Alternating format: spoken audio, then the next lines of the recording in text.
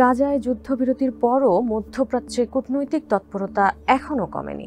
সাম্প্রতিক সময়ে ইসরায়েল সফরে যাচ্ছেন একের পর এক যুক্তরাষ্ট্রের উচ্চ পর্যায়ের কর্মকর্তারা। ওয়াশিংটন বলছে, গাজায় যুক্তরাষ্ট্রের মধ্যস্থতায় হওয়া যুদ্ধবিরতি চুক্তি যেন ভেঙে না যায় তা নিশ্চিত করতেই তাদের এই সফর। মূলত প্রধানমন্ত্রী বেনিয়ামিন নেতানিয়াহুর নেতৃত্বাধীন ইসরায়েল সরকার যেন নতুন করে গাজায় সামরিক অভিযান না চালাতে পারে, সেটি এখন যুক্তরাষ্ট্রের মূল লক্ষ্য। টানা 2 বছরের রক্তক্ষয়ী সংঘাতের অবসান ঘটিয়ে 9 অক্টোবরে এই যুদ্ধবিরতি কার্যকর হয়। গত 20 অক্টোবর যুক্তরাষ্ট্রের বিশেষ দূত স্টিভ উইটকফ এবং প্রেসিডেন্টের উপদেষ্টা জ্যারেড কুশনার ইসরায়েল সফরে যান। এর পরদিন 21 অক্টোবর মার্কিন ভাইস প্রেসিডেন্ট জেডি ভ্যান্স এবং 23 অক্টোবর মার্কিন পররাষ্ট্রমন্ত্রী মার্কো রুবিও দেশটি সফর করেন। ইসরায়েল মার্কিন কর্মকর্তাদের ঘন ঘন সফরকে অনেকেই নেতানিয়াহুর চরম ডানপন্থী সরকারের ওপর কূটনৈতিক চাপ প্রয়োগের অংশ হিসেবে দেখছেন। গাজায় 2 বছরের যুদ্ধে এখন পর্যন্ত 68,000-এরও বেশি ফিলিস্তিনি নিহত হয়েছেন। ইসরায়েল নিয়ে এখন পর্যন্ত বড় ধরনের কূটনৈতিক সাফল্য দেখিয়েছে মার্কিন প্রেসিডেন্ট ডোনাল্ড ট্রাম্পের প্রশাসন। অনেক বিশ্লেষকের মতে এটি যুক্তরাষ্ট্রের প্রতি ইসরায়েলের আনুগত্যের প্রমাণ দেয়। এর মধ্য দিয়ে বোঝা যায় ওয়াশিংটন কোনো নির্দেশ দিলে শেষ পর্যন্ত তেল আবিব তা মেনে নেয়। সাবেক ইসরায়েলি কূটনীতিক ও নিউ ইয়র্কে নিযুক্ত কনসাল জেনারেল অ্যালন পিঙ্কাস বলেন, অবশ্যই ইসরায়েল যুক্তরাষ্ট্রের প্রভাব বলয়ের মধ্যেই থাকা একটি রাষ্ট্র। তার মতে ইসরায়েল দীর্ঘদিন ধরেই যুক্তরাষ্ট্রের সহায়তার উপর নির্ভরশীল। ওয়াশিংটন শুধু অর্থনৈতিক সহায়তাই দেয়নি, জাতিসংঘে ইসরায়েলের বিরুদ্ধে আনা সমালোচনা ও নিষেধাজ্ঞা প্রতিহত করতেও বারবার ভেটো দিয়েছে। তার সঙ্গে সামরিক সুরক্ষা তো আছেই। সব মিলিয়ে ইসরায়েল এখন অনেকটাই ওয়াশিংটনের উপর নির্ভরশীল হয়ে পড়েছে। দীর্ঘদিন ধরে যুক্তরাষ্ট্রের দেওয়া সহায়তায় এখন ইসরায়েলের উপর চাপ সৃষ্টির হাতিয়ার হিসেবে ব্যবহার করছে ট্রাম্প প্রশাসন। 2 দেশের সম্পর্কের ইতিহাসে এটি বেশ অস্বাভাবিক এক ঘটনা। এবার ওয়াশিংটন প্রকাশ্যে ইসরায়েলকে তাদের নির্দেশ মতো চলতে বাধ্য করছে, আর এই চাপ সরাসরি আসছে মার্কিন প্রেসিডেন্ট ডোনাল্ড ট্রাম্পের দিক থেকেই। গত 23 অক্টোবর টাইম সাময়িকীতে প্রকাশিত এক সাক্ষাৎকারে ট্রাম্প স্পষ্টভাবে বলেন, গাজায় যুদ্ধ চালিয়ে যাওয়া থেকে আমি নিজেই নেতানিয়াহুকে থামিয়েছি। তা না হলে তিনি যুদ্ধ চালিয়েই যেতেন। সেটি হয়তো বছরের পর বছর ধরে চলত। একই সাক্ষাৎকারে ট্রাম্প আরও বলেন, অধিকৃত পশ্চিম তীরকে ইসরায়েলে অন্তর্ভুক্তির প্রক্রিয়া চলতে থাকলে সব ধরনের সহযোগিতা বন্ধ করে দেবে যুক্তরাষ্ট্র।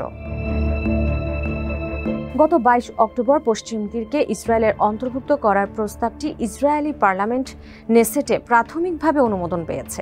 তবে মার্কিন ভাইস প্রেসিডেন্ট জেডি ভ্যান্স এই প্রস্তাবের তীব্র বিরোধিতা করেছেন এবং একে অত্যন্ত বোকামি বলে মন্তব্য করেছেন। নেতানিয়াহুও যুক্তরাষ্ট্রের এই বার্তা স্পষ্টভাবে বুঝেছেন। তার কার্যালয় এ ভোটাভুটিকে রাজনৈতিক উস্কানি হিসেবে উল্লেখ করেছে, যদিও তার নিজের সরকারই এই প্রস্তাবের পক্ষে ভোট দিয়েছে। নেতানিয়াহু নিজেই আগে পশ্চিম তীরকে অন্তর্ভুক্ত করার বিষয়টিকে সমর্থন দিয়েছেন। ইসরায়েলের সঙ্গে দ্বিপক্ষীয় সম্পর্কের ক্ষেত্রে যুক্তরাষ্ট্রের প্রভাবটা তুলনামূলক বেশি। এটি বিশ্বের সবচেয়ে শক্তিধর দেশগুলোর একটি, আর ইসরায়েল দেশটির ঘনিষ্ঠ মিত্র। যুক্তরাষ্ট্রের ভেতরে ইসরায়েলের একটি বড় সমর্থক গোষ্ঠী রয়েছে। তবে যে কোনো কারণে বিভিন্ন সময়ে মার্কিন প্রশাসন ইসরায়েলের সঙ্গে সরাসরি সংঘাত এড়ানোর চেষ্টা করেছে। সাবেক প্রেসিডেন্ট জো বাইডেন গাজার যুদ্ধ শুরুর প্রথম 3 মাসে যুক্তি দিয়েছেন, ইসরায়েলকে প্রকাশ্যে সমর্থন জানালে দেশটিতে আরও বেশি ধ্বংসযজ্ঞ চালানো থেকে বিরত রাখা সম্ভব হবে। কিন্তু সেই কৌশল কার্যকর হয়নি। নেতানিয়াহু বারবার যুদ্ধবিরতির চেষ্টা উপেক্ষা করেছেন। এমনকি ডোনাল্ড ট্রাম্প প্রথম মেয়াদে ইসরায়েলকে সমর্থন করায় দেশটিতে জনপ্রিয়তা পেয়েছিলেন। তবে দ্বিতীয় মেয়াদে ক্ষমতায় ফেরার পর তিনি অবস্থান বদলেছেন। এবার তিনি ইসরায়েলের সঙ্গে তুলনামূলকভাবে বেশি বিরোধপূর্ণ পথ অনুসরণ করেছেন। পর্যবেক্ষকদের মতে এই অবস্থান এখন পর্যন্ত কার্যকর প্রভাব ফেলেছে। লন্ডনের থিঙ্ক ট্যাঙ্ক চ্যাথাম হাউসের জ্যেষ্ঠ গবেষক ইয়োসি ম্যাকেলবার্গ বলেন, নেতানিয়াহুকে সতর্ক অবস্থায় রাখা হয়েছে। মার্কিন প্রতিনিধিরা নানা কথা বলতে পারেন, কিন্তু তাদের লক্ষ্য খুব স্পষ্ট, ইসরায়েল যেন নির্দিষ্ট সীমা অতিক্রম না করে। গত সপ্তাহে সিবিএস নিউজের 60 মিনিটস অনুষ্ঠানের সাক্ষাৎকারের প্রসঙ্গ টেনে আনেন মেকেলবার্গ। এই সাক্ষাৎকারে উইটকফ বলেন, সেপ্টেম্বরে কাতারের দোহায় হামাসের আলোচক দলের ওপর ইসরায়েল হামলা চালানোর পর আমি এবং কুসনারের মনে হয়েছিল আমরা ইসরায়েলের দিক থেকে বিশ্বাসঘাতকতার শিকার। কুসনার বলেন, ট্রাম্প মনে করেছিলেন ইসরায়েল নিয়ন্ত্রণ হারাচ্ছে, তাই তাদের থামাতে দৃঢ় পদক্ষেপ নেওয়ার সময় এসেছে। অক্টোবরের প্রথম দিকে ইসরায়েলি পার্লামেন্ট নেসেটে ভাষণ দেওয়ার সময় ট্রাম্প 2019 সাল থেকে নেতানিয়াহুর বিরুদ্ধে বিভিন্ন দুর্নীতির মামলায় নেতানিয়াহুকে ক্ষমা করে দেওয়ার জন্য ইসরায়েলের প্রেসিডেন্ট আইজাক হার্জগের প্রতি আহ্বান জানান। মেকেলবার্গ বলেন, ট্রাম্প হয়তো নেতানিয়াহুকে বলেছেন, আপনার জন্য ক্ষমা প্রার্থনা করতে পারি, তবে বিনিময়ে আপনাকে আমার নির্দেশিত পরিকল্পনা অনুসরণ করতে হবে। যুক্তরাষ্ট্রের চাওয়া পূরণ করতে গিয়ে ইসরায়েল তার স্বাধীনতা হারাচ্ছে, এমন গুঞ্জন নিয়ে ক্ষোভ প্রকাশ করেছেন নেতানিয়াহু। তিনি বলেন, একবার তারা বলে ইসরায়েল যুক্তরাষ্ট্রকে নিয়ন্ত্রণ করছে, আবার বলছে যুক্তরাষ্ট্র ইসরায়েলকে নিয়ন্ত্রণ করছে। এসব একেবারেই বাজে কথা। নেতানিয়াহু অস্বীকার করলেও তার নীতিতে যুক্তরাষ্ট্রের সরকারি প্রভাবের কিছু প্রমাণ মেলে।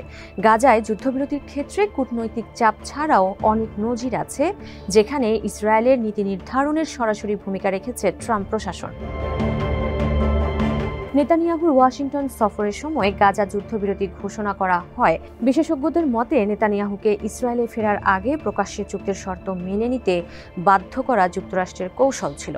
সেই সফরে তাকে কাতারের প্রধানমন্ত্রী শেখ মোহাম্মদ বিন আব্দুল রহমান বিন জসিম আল থানির কাছে দোহায় ইসরায়েলি হামলার জন্য আনুষ্ঠানিকভাবে ক্ষমা চাইতেও বাধ্য করা হয়।